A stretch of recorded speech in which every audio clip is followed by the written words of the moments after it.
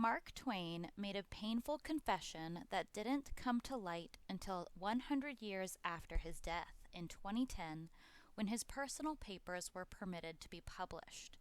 They now exist in the autobiography of Mark Twain, published by UC Press.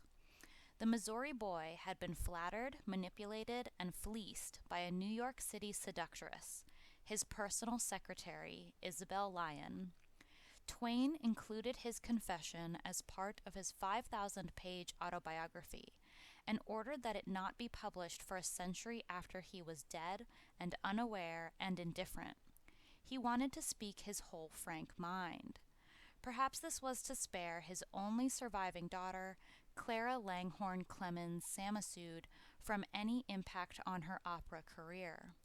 He wrote a scalding, often funny, 429-page attack on Isabel Lyon, who had been in cahoots with his self-appointed business manager, Ralph Ashcroft.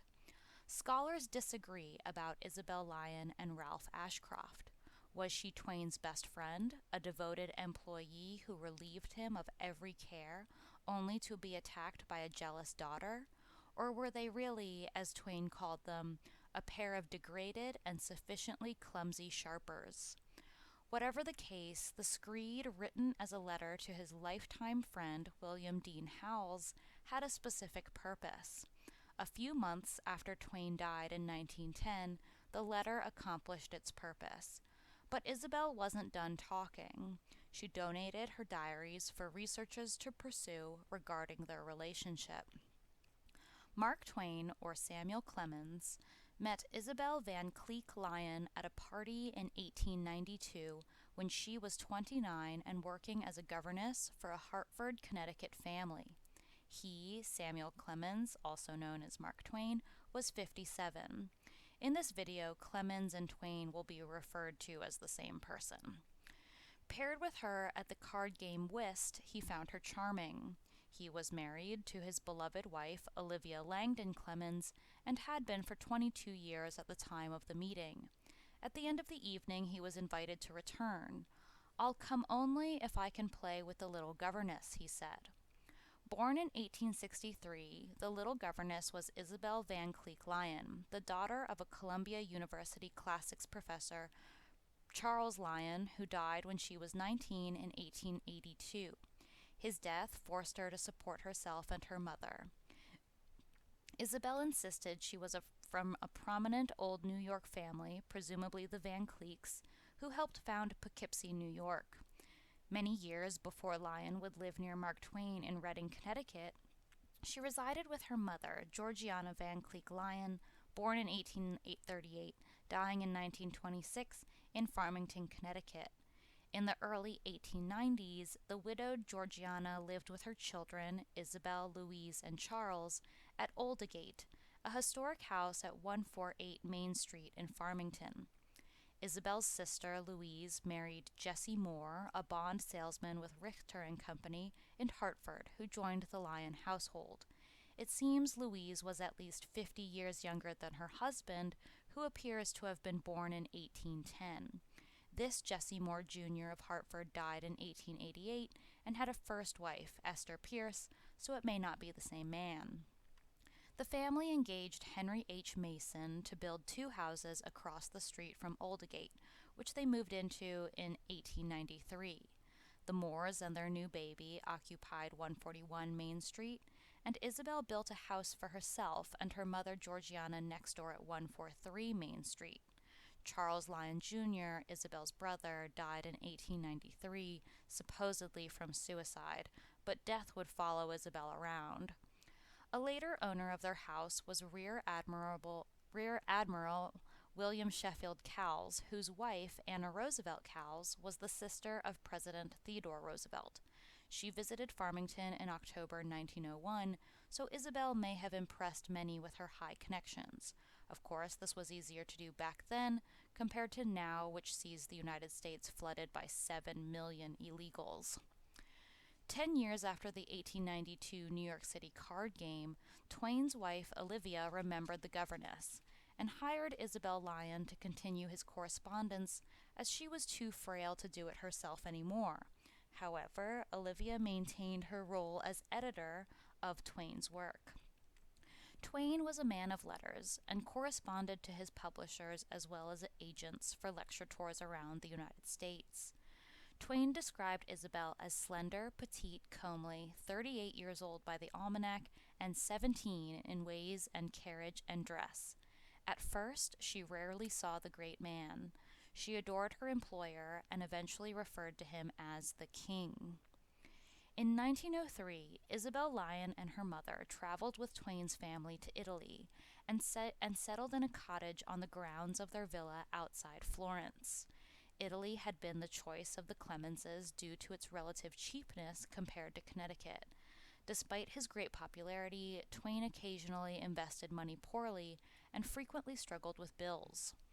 Mark Twain visited Italy 4 times in 4 decades. The initial foray took place in the summer of 1867. The last was his trip with Isabel Lyon. The first time Mark Twain visited Italy was as a passenger on the pleasure cruise of the steamship Quaker City, which traveled to the Mediterranean from June to November 1867. Twain and steamships remained permanently interlinked due to his boyhood on the Missouri River. Twain was already an up-and-coming humorist at the time of his first visit to Italy, and his book The Celebrated Jumping Frog of Calaveras County and Other Sketches was in the process of being printed. He had also written a series of reports on a 4-month trip he had made to the Sandwich Islands in 1866, and he'd started to lecture with success about life in the Hawaiian Islands. In December 1867, he wanted to return from San Francisco to the East Coast rather than cross the continent overland, so he sailed south on the steamship America, planning to make his way through what is now Panama and take another ship bound for New York in the Gulf of Mexico. He arrived in New York City in 1867. While staying in a hotel and making a living as a reporter for the publication Alta California, he heard the Brooklyn congregation of the famous abolitionist clergyman, Reverend Henry Ward Beecher, was organizing a 5-month cruise to Europe and the Holy Land aboard the Quaker City. Twain seemed to love the Beechers. He would be neighbors with Harriet Beecher Stowe in 1874 in Hartford, Connecticut. Beecher and war criminal General William Sherman were said to have already booked, although neither one ultimately went on the trip.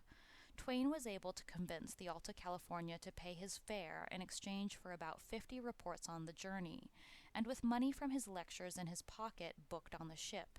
He sailed to Europe in 1867 and shared the cabin that had been originally assigned to General Sherman with publisher Dan Sloat.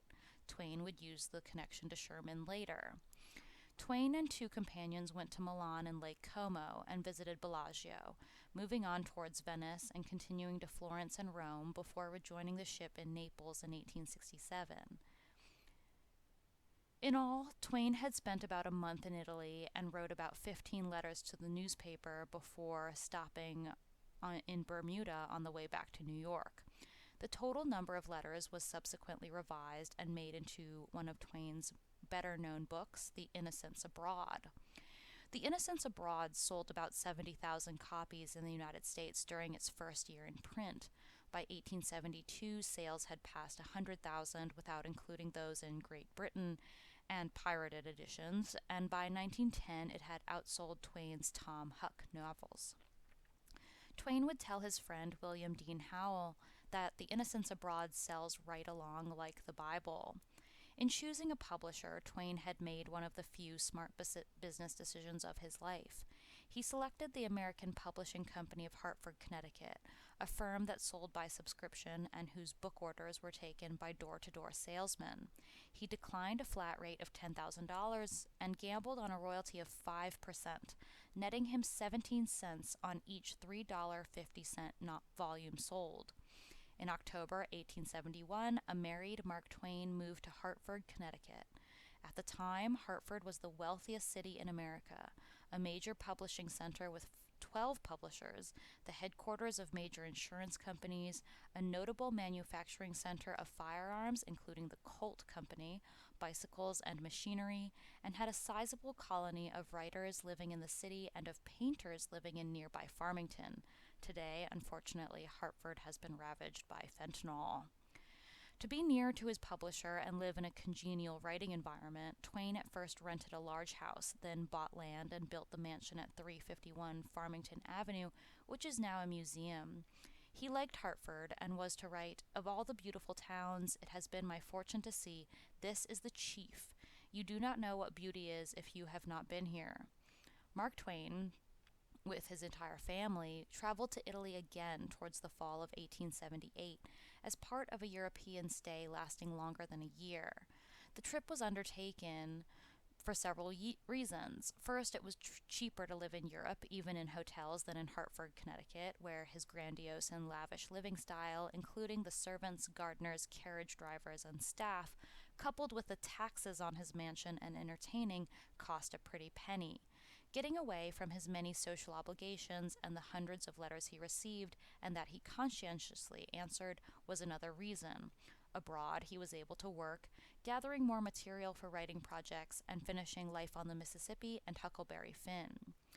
There was a further reason he sought the company of Italy during this time. He'd gotten into hot water with the literary elite of Boston and wanted to put some distance between himself and literary New England. In December 1877, he had been invited by his friend William Dean Howells to give a speech in Boston at a dinner honoring poet James Greenleaf Whittier's 70th birthday. The dinner was sponsored by the Atlantic Monthly, of which Howell was editor, and was attended by literary icons as Whittier, Oliver Wendell Holmes, Henry Wadsworth Longfellow, and Ralph Waldo Emerson. The 7-course dinner was accompanied by 5 different wines, and by the time the speechifying started, everyone must have been more than slightly inebriated. When Twain's turn came, he told a story that he had claimed had been told to him 15 years earlier by a Nevada mining prospector when he was in that part of the country. Upon arrival at the mining camp, Twain identified himself, and the miner told him it was funny that within the last 24 hours 3 other persons claiming to be Emerson, Longfellow, and Holmes also stopped at the camp. The miner, Twain claimed, had described Emerson as seedy, Holmes as fat, and Longfellow with the physique of a prize fighter. The miner had added that the 3 strangers behaved abominably, fighting, gambling, cursing, and drinking. Twain then told the miner that the 3 must have been impostors, and the miner replied, "Ah, impostors were they, are you?" Twain's irreverence in making fun of these famous authors did not go well with the audience, and he later wrote a letter of apology to all 3. Mark Twain, his wife Olivia, their 2 girls, Clara and Jean, a German nursemaid, and Olivia's childhood friend Clara Spaulding, sailed from New York bound for Hamburg on the German steamship Holsatia in 1878. Perhaps Clemens realized Olivia was not up for editor duties on this ship. The ship Holsatia arrived in Hamburg, and Twain remained in Europe for the next 15 months, traveling around and collecting material for another travel book, A Tramp Abroad. By the beginning of the 1890s, Twain was rich. He lived in his spectacular mansion in Hartford's Nook Farm. He was outwardly dignified, a white-haired figure respected in the community, and adored by his fans all over the world.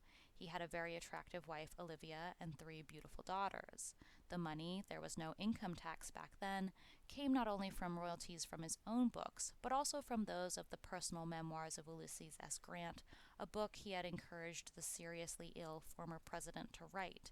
Twain's publishing firm, Charles L. Webster and Company, printed it in 1885 and made it into a phenomenal bestseller of 600,000 copies, netting Twain an astounding $400,000 at the time. The humorist lived like a millionaire, but his good luck scared him a bit, with good reason, as it turned out.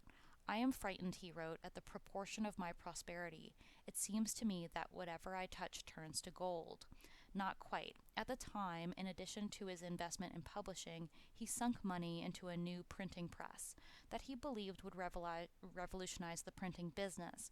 He told a friend it was the very best investment I ever made. The machine Twain was crazy about was a typesetting compositor made up of 18,000 parts. It was made by Hartford machinist James W. Page, and it was believed that the machine would make investors in its development rich. Twain invested $200,000 in the huge machine, whose debut was delayed by glitches. The prototype page compositor sold to the Chicago Herald failed to work. Only 2 such prototypes were ever made. One is still on display in the Mark Twain House in Hartford, while a benefactor gave the other to Cornell University. This second machine was melted for scrap during a metal collecting drive in World War II. Twain wrote, "Page shed even more tears than usual when he was giving up on the idea of the Page typesetter. What a talker he is. He could persuade a fish to come out and take a walk with him. When he is present, I always believe him. I can't help it. Page and I always meet on effusively affectionate terms, and yet he knows perfectly well that if I had him in a steel trap, I would shut out all human succor and watch that trap until he died." Due to this and other financial reverses, the family decided to close the Hartford house and embark for Europe in 1891. The Farmington Avenue house, to which the Clemens never returned to live, was sold in 1903 after a series of family tragedies, which we will discuss, for $28,000, less than a quarter of what it had been to cost, remodel, and maintain. Twain spent the summer and fall of 1891 in France, Switzerland, and Germany, settling in Berlin for the winter. While in Berlin, Twain even had dinner with Kaiser Wilhelm II, who had read some of his works, and moved back to France for the spring to summer 1892. From France they then moved to Italy. Italy was not the land of grand memories for the Clemens family, unlike in Connecticut. After studying at Bryn Mawr College, as eldest daughter Susie Clemens grew older, she became frustrated with her father's fame, which sometimes left her in the shadows. She was annoyed by her father's reputation as a mere humorist and felt he should represent himself as a serious writer instead of just a funny man. She was embarrassed when Twain performed the ghost story, The Golden Arm, for an audience at Bryn Mawr. She ran out of the hall crying when her father told the story to her worldly classmates. She accompanied her family abroad and attended schools in Geneva and Berlin, where she took language and voice lessons, considered very appropriate for a high society American lady, though she was disappointed when her voice teacher, Matilda Marchesi, told her she had a lovely soprano voice, but did not have the strength or stamina for grand opera. Marchesi observed Clemens was anemic, sleep-deprived, and anorexic. She had Susie Clemens stop singing lessons for the time being and encouraged her to restore her health first. She recommended hydrotherapy in spa towns and proper diet and exercise, while Twain thought his daughter might be helped by hypnotism. However, she was never able to acquire enough lung capacity to project her voice from the stage. In Europe, she was at loose ends, bored by her family's evenings at home, and annoyed by her father's frequent temperamental outbursts, which continued his entire life. She wrote to her close friend and possible lover, Louise Brownell, that she sometimes had trouble finding a reason for existence. She was frustrated by society's refusal to see her as anything other than the daughter of Mark Twain. In Florence, the 19-year-old Susie became infatuated with a married Italian count in 1891. Her physical and mental health suffered, and she again sought cures ranging from hydrotherapy to mind cures. She felt she was helped by mental science, a less structured version of Christian Science, and to some extent by spiritualism. In 1894, Twain declared bankruptcy. His wife was given preferred creditor status, and all of his copyrights were assigned to her. These measures saved the family's financial future. Olivia helped her husband with the editing of his books, articles, and lectures. She was a faithful, judicious, and painstaking editor, her husband wrote. This was one of the things that Olivia or Livy had on her list of things to do, and she prided herself in helping her husband edit his works. She could be very critical of him at times. She continued to help her husband to edit works until a few months before her death. Susie chose not to accompany the family to Europe on Twain's lecture tour of 1895 to 1896, citing seasickness and a desire to recover her health and become an opera singer. She stayed in Elmira, at the home of her aunt Susan Crane. In August 1896, while visiting her former home in Hartford, Clemens developed a fever that turned into spinal meningitis. Clemens was moved to her family home and stayed in her parents' mahogany bed in Hartford, which had detachable angels on each post, a bed that she and her sisters had fond memories of playing with as children. Katie Leary, the family's Irish maid, took care of her, sleeping on a sofa in the same room.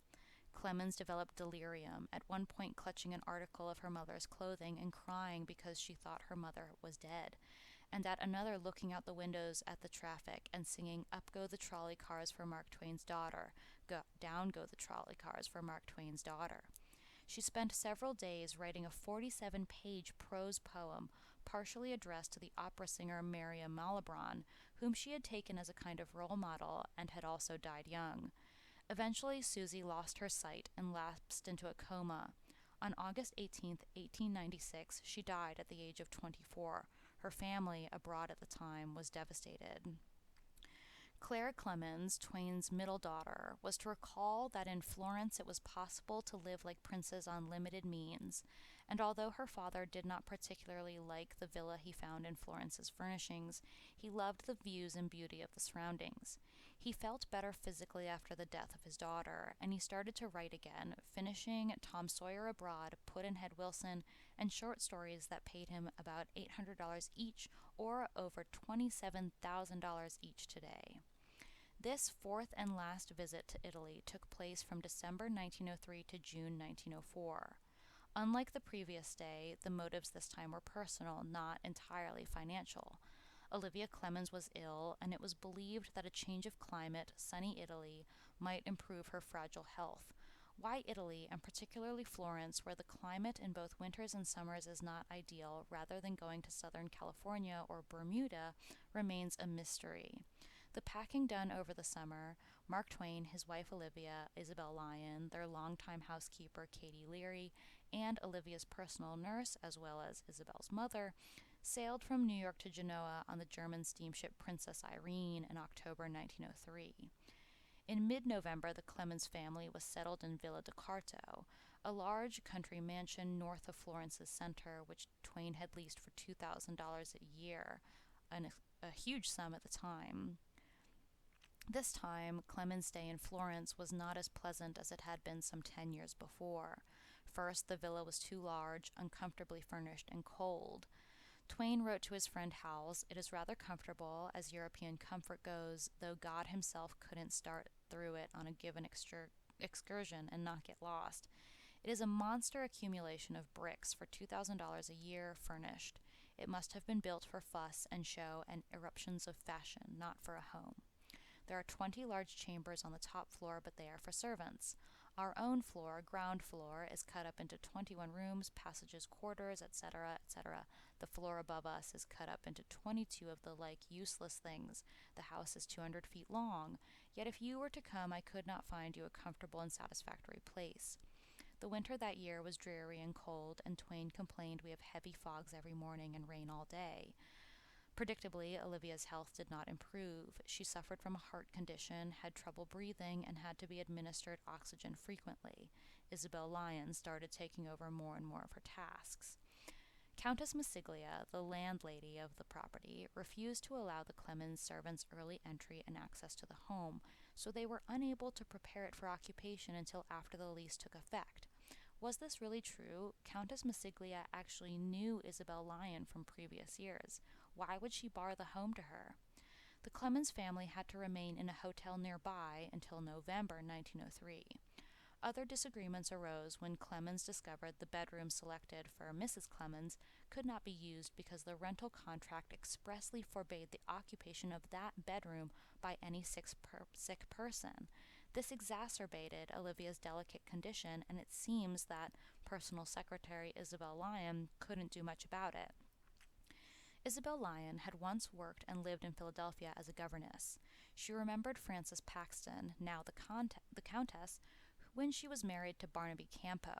She wrote in her diary, "The Countess is none other than a vicious woman of whom I knew a little in Philadelphia about 15 years ago."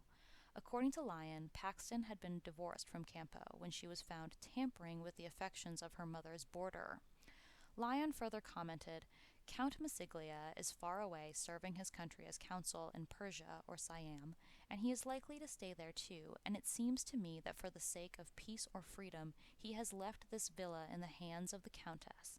Here she remains, a menace to the peace of the Clemens household, with her painted hair, her great coarse voice, her slit-like vicious eyes, her dirty clothes, and her terrible manners. Her viciousness seems to grow as she realizes she cannot make a tool of Mr. Clemens, nor use the lovely Clemens daughters as tools of another kind to give a place in society. Lyon's relationship with the Countess furthered tension in the house instead of easing it. The Clemens maid Katie Leary also described Countess Massiglia. This American countess was very disagreeable and made everything awful hard for them. She was mad at having to rent her villa 'cause she had to live in the stable herself, so she'd done everything she could to make it uncomfortable for us. Throughout January 1904, the situation between Clemens and the Countess continued to worsen with no end in sight. Countess Massiglia complained that Clemens had not gotten her permission to install a telephone in the villa and claimed the telephone company damaged her property when they arrived to install one. Then the telephone lines were cut, which daughter Clara relayed in her biography about her father, who cut the telephone lines. In a reply to the Countess dated January 19, 1904, Clemens explained the phone was a necessity for calling doctors who attended to his wife. On the copy of his letter to the Countess, Clemens noted, "I had her oral consent long ago, but hadn't the wit to ask her to put it in writing." The situation with the Countess continued to deteriorate when Clemens discovered the horse stables assigned for his family's use were those in the basement of the house itself, directly under Mrs. Clemens' bedroom. The Countess's real estate agent was unable to collect his commission for the rental from her and included Clemens' name in a lawsuit he filed to recover fees due. Other disputes arose when the Countess took over control of the water to the villa, and drinking water could only be obtained by requesting it from her steward. For a sick woman, clean drinking water was very important. The empty supply tanks in the upper portion of the house made it impossible to flush toilets. In February, a donkey belonging to the Countess chased Isabel Lyon, who described the donkey attack in her diary. The Countess's donkey, a creature that has killed his 2 men, suddenly appeared before me. I knew that if he could get at me, he would kill me. Like one in a nightmare, I fled up the long, winding hill, but before I reached the top, my heart began to fail me. For 5 days I lay like one in a dream, but soon I pulled myself together enough to go unsatisfactorily about my work.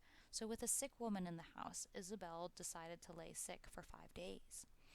Clemens reported the donkey incident in a letter to Frederick Danica on February 8, 1904, and said his writing had come to a sudden standstill as a result of a donkey attack on his secretary, which he never witnessed.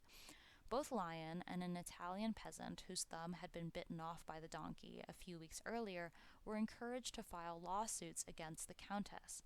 Clemens also threatened to have the villa condemned when he learned the household sewage collected in cesspools under his wife's bedroom, providing heightened risk of typhoid.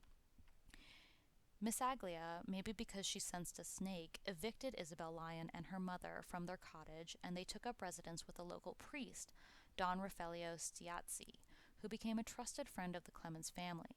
Stiazzi didn't succeed in smoothing things over, however, and he wrote to Clemens in 1906 from Italy that the Countess was engaged in slandering him still and his lawyers in a huge, disgusting manner. Stiazzi wrote, "For God's sake, be upon your guard and take well what I write to you as an independent, honest, calm friend."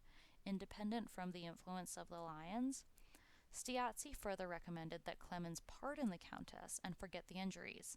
Clemens replied in 1905, "Forgive her? Yes, I am quite able to do that, but it would do no good. She would not understand it. The insane seldom understand words or actions that proceed from a moral basis."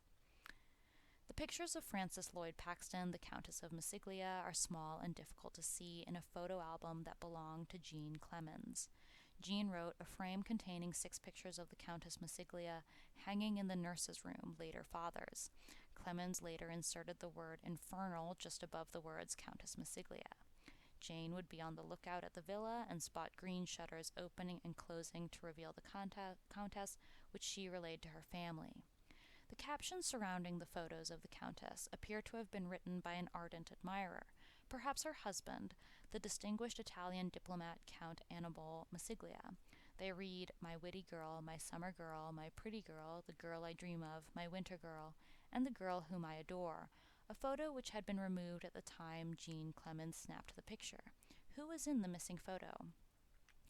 In that winter in Italy, the winter of 1903 to 1904, Mark Twain was nearing the age of 70, and life was getting more complicated for him.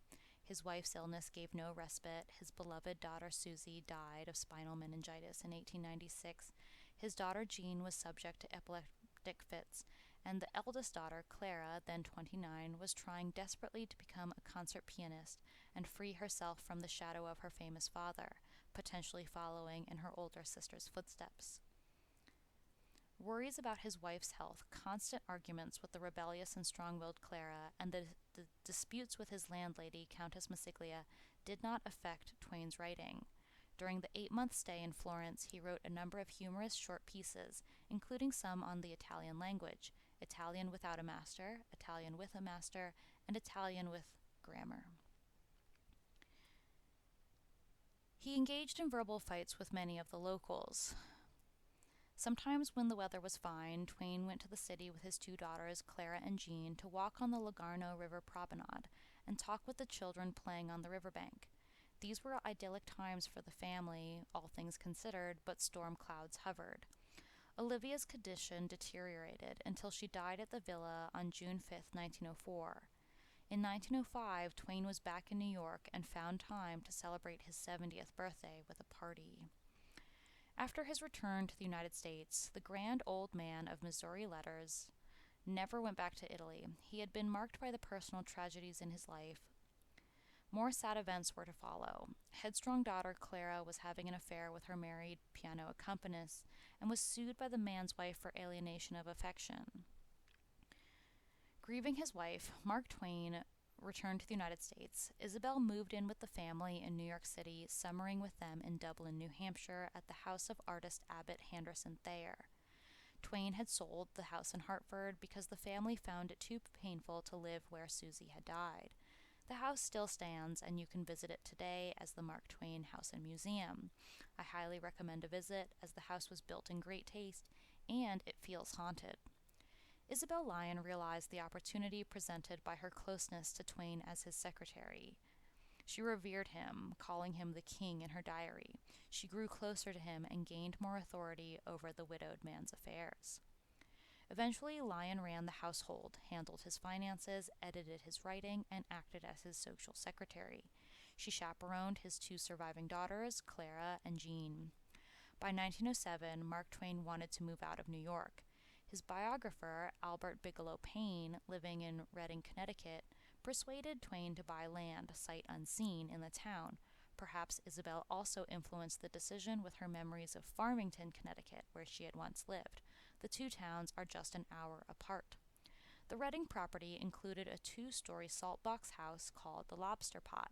You can learn more about saltbox houses in the Truman Capote video on this channel. Twain gave Lyon this house in gratitude for her service and moved her into a bedroom next to his master bedroom. From this spot, Lyon would have had access to his papers and letters if she did not already. Twain was touring and left it to Lyon and an architect to build and furnish an 18-room Italianate mansion eventually called Stormfield. You can see a video of Mark Twain with Clara and Jean taken by Thomas Edison at Stormfield on YouTube and elsewhere. Lyon took it upon herself to invite many individuals to Stormfield, including little girls, which must have been painful for Twain. It was at Stormfield that Isabel Lyon met her Waterloo. Jean had been sent away for epilepsy treatment. In the photos of the 2 together, the atmosphere is tense. Lyon's relationship with Jean Clemens is the darkest. Jean had epilepsy from age 15, which Twain attributed to a head injury from when she was 8 or 9. Twain could be rough with his children. He took his only son, Langdon Clemens, on a sleigh ride at a very young age, and the child died in 1872 of diphtheria at just 19 months. No white privilege here. The family spent years seeking cures for epilepsy in the United States and Europe. Twain attributed Jean's mood swings and sometimes erratic behavior to her uncontrolled epilepsy. Jean's mother tried to include her in family life despite her illness, but since she died in 1904, it was left to Twain and Jean's older sister Clara to help Jean manage the difficulties which her illness caused. Twain's secretary claimed Jean physically attacked family maid Katie Leary on 2 occasions in 1906, saying she wanted to kill her. It was these situations that caused Jean to be sent away to an epileptic colony where no one in her family visited her for 3 years. In her 2004 biography, Dangerous Intimacy, The Untold Story of Mark Twain's Final Years, historian Karen Listra questions the accuracy of Lyon's account of Jean's violent behavior and suggests Lyon manipulated a separation between father and daughter because Lyon hoped to marry Twain. Jean was sent to an epilepsy colony in Katonah, New York in the fall of 1906, and despite requesting to return home by letter repeatedly, Twain refused, as he doubted his ability to care for her. Some of her letters were also mysteriously waylaid from the colony, and she was confused and depressed that her family would not visit her. The Craig Colony for Epileptics in Sonia, New York, was established in 1894 to meet the needs of New York's indigent population who had epilepsy. It eventually housed over 2,600 epileptics. I believe the colony in Katonah, New York for Jean was an offshoot of this endeavor. The first patients were admitted in 1896. Craig Colony was constructed on over 1,900 acres using the cottage plan, a cluster of smaller buildings rather than one large structure for improved management and solitude. Called the White City for its white buildings with red roofs, the institution also began to admit people with intellectual disabilities, which epilepsy was classed as, in 1935. Eventually known as Craig Development Center, it closed in 1988. It was named after Dr. Oscar Craig of Rochester, New York, and it was the second institution specifically for epileptics in the United States. The first was in Ohio. At the time of the opening of Craig, it was believed that inmates would be able to sense an oncoming seizure in the other patients, and would be able to prevent injuries due to falls. This may have been a methodology Jean adopted, as her journal, just like Isabel's, includes marks of her epileptic seizures, so falling was taken very seriously by the family. Craig, like other institutions, had a working farm, craft shops, school, and hospitals. As explained in the Institutional Care of the Insane in the United States and Canada, the number of buildings at the colony is over 100, nearly 40 of which are occupied by colonists, the remainder being officers and employees, cottages, barns, storerooms, shops, and railroad station. Male patients are largely employed on the farm, in the garden and brickyard, and in the dairy, workshops, households, and with the various mechanics. The female patients work in the various households occupied by their sex, in the sewing room and in the garden. Its inspiration was a colony at Bielefeld, Westphalia, Germany, showing the medical strength of Germany throughout the centuries. The facility was maintained by taxpayer funds. To be admitted to the colony, the patient had to be a legal resident of New York State, which Jean was due to living in New York City, and had been declared epileptic by a physician, which also was satisfied. The Peterson Hospital, perhaps named for Jean's doctor, Dr. Peterson, was on the premises, as were a farm, garden, and dairy. Doctors would take x-rays and scans of the brain to understand epilepsy better, novel work at the time in 1906. Regardless, Jean would have been very frightened, and so the fact that her sister and father did not visit her was a point of contention. Even though there were so many patients, thousands, in 1967, it closed its doors, and as we know it, mental and physical health facilities have been on the decline in America ever since. Jean was an animal rights activist and founded or contributed to animal aid societies in every town in which she lived. She was also an accomplished wood carver. The Mark Twain Museum of Connecticut has on display some of her woodwork. She was dismissive of her carving, but like the artist, it is intricate and complicated and beautiful.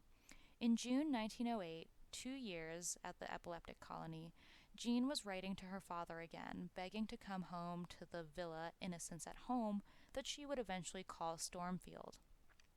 Regarding her health, he sided with Jean's doctor, saying, "I must help Dr. Peterson in his good work and not mar it and hinder it by going counter to his judgment and commands." He felt both he and Jean ought to testify to their thankfulness by honoring the doctor's lightest desire.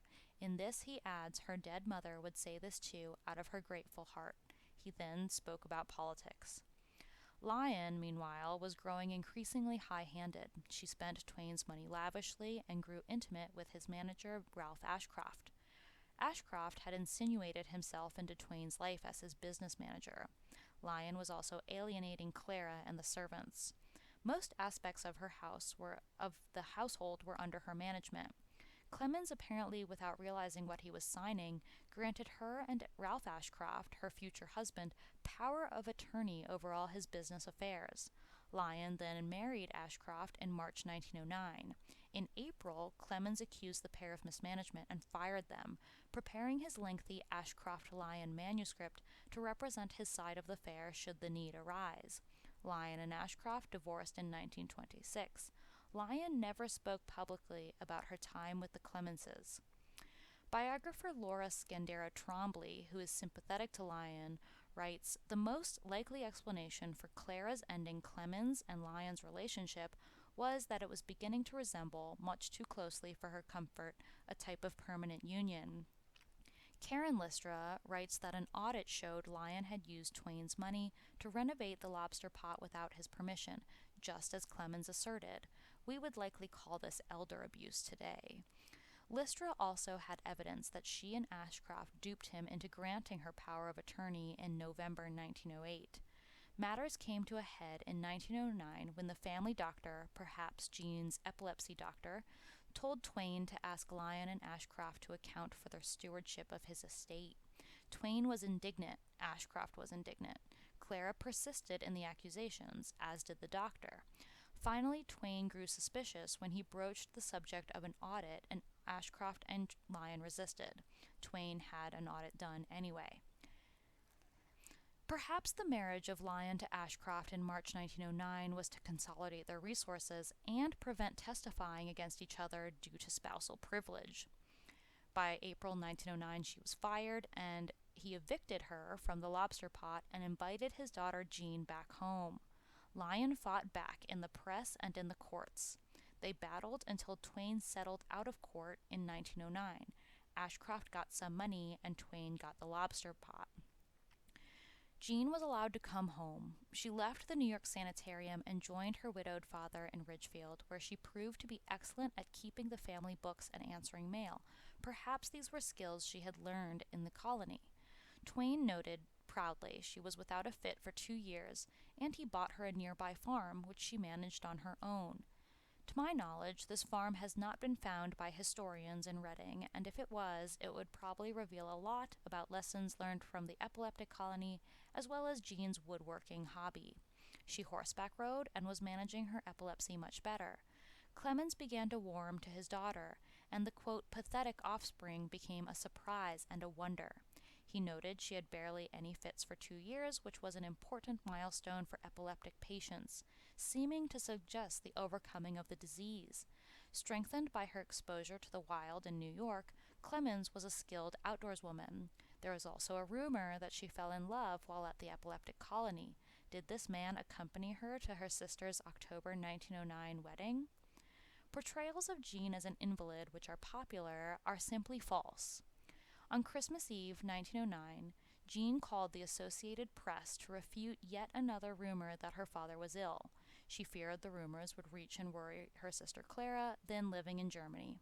She and her father jokingly kissed one another's hand goodnight and retired to their respective rooms.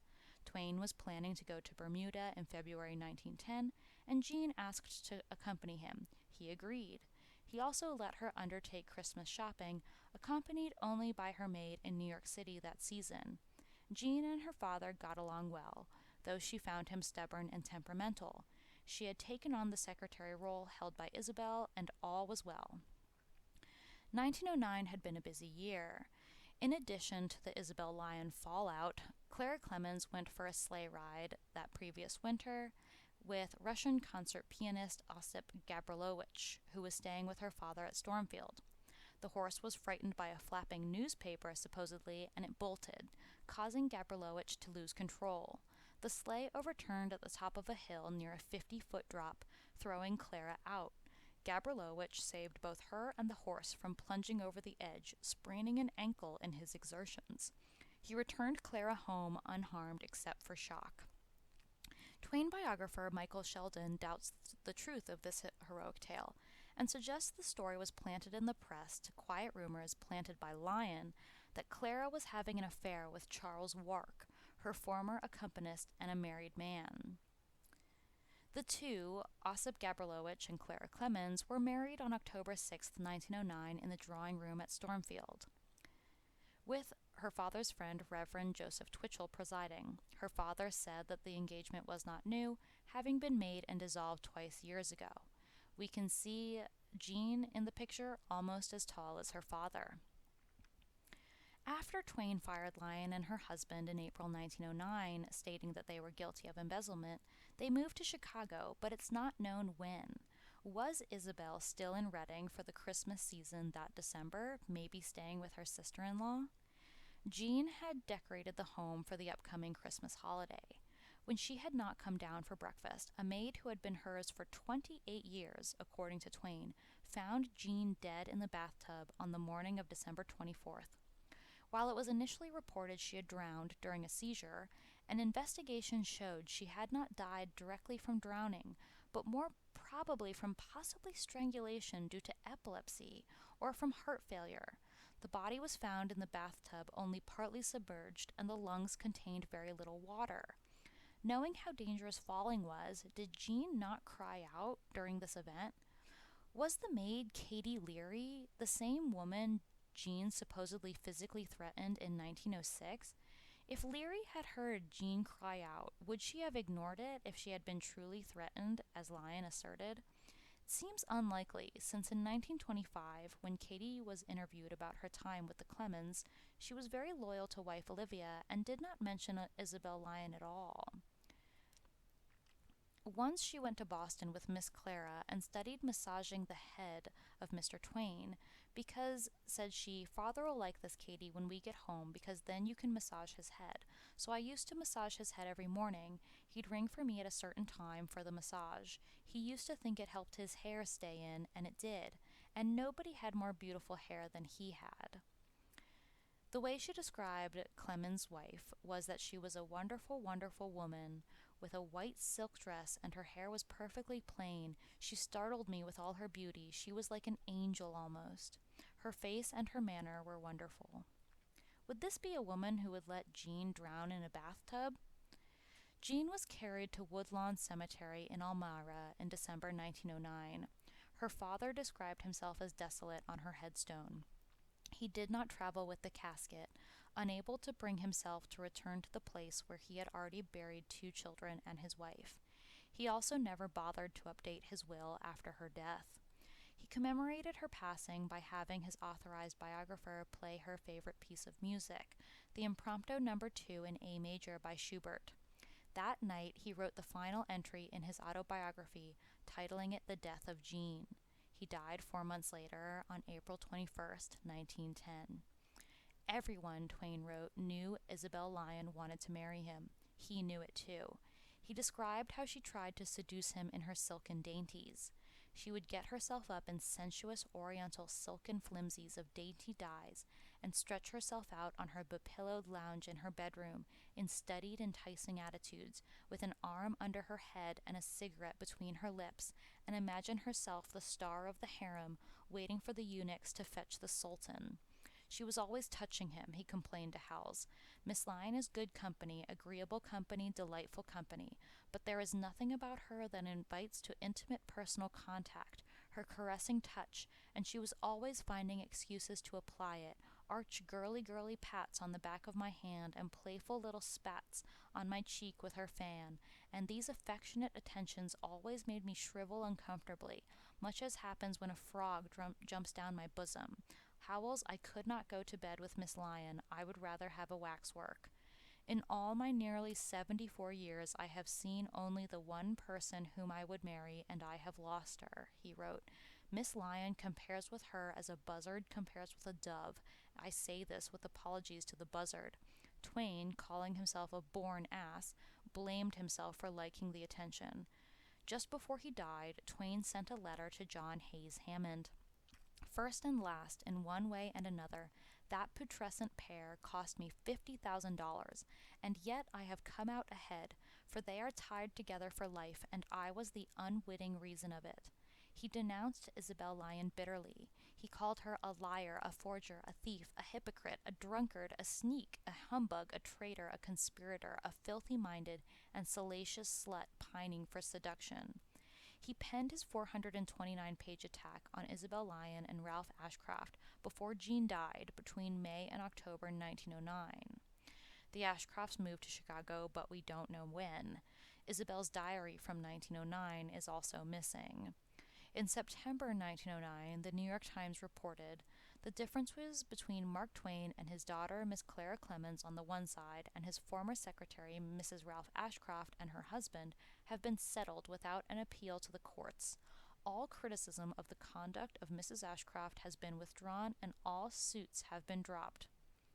During the controversy, it was contended by Mr. and Mrs. Ashcroft that the deed transferring the house, known as the Lobster Pot, back to the humorist had been signed by Mrs. Ashcroft under duress. In addition, Mr. and Mrs. Ashcroft agreed to withdraw the suits which they brought against Mark Twain and Miss Clemens for defamation of character.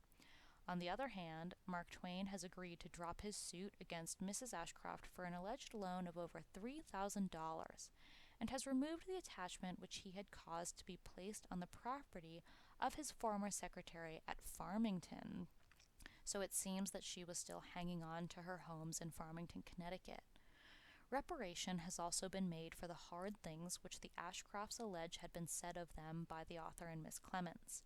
Mark Twain signed a document acquitting Mrs. Ashcroft of all blame for her conduct of his affairs while she was in his employ as his secretary. Would this signature have emboldened Lyon to do something horrible to Jean months later? Miss Clara Clemens has also, to the satisfaction of Mr. and Mrs. Ashcroft, retracted the criticisms she is alleged to have been made on Mrs. Ashcroft. Meanwhile, Mr. Ashcroft continues to be secretary and treasurer of the Mark Twain Company, which manages the business connection with the publication and sale of the humorist's works. It is understood that on the exoneration of his wife, he offered to resign his place, but Mark Twain requested him to continue to hold it. Even after Twain's death in April 1910, the drama was not over. 3 months later, Isabel Lyon and Ralph Ashcroft tried to sell a manuscript they had taken from him. They wrote a letter to Clara Clemens threatening to blackmail her if she stopped the sale. Lyon knew about Clara's affair with her married accompanist. Clara, last of her siblings, wrote to a friend, "But father left me one weapon to use in case they troubled me any more, and I used it." He wrote out a full description of their entire story of dishonesty, which I was to publish if there was no other way to keep them quiet. Thus armed, Clara sent an attorney to Chicago, who retrieved all of the manuscripts they had stolen. The Ashcrofts moved out of the country to Montreal in 1913 and separated in the 1920s. They divorced in 1927.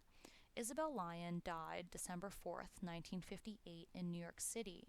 Her body was transported up to Farmington, Connecticut to its Riverside Cemetery, indicating her connection to the area.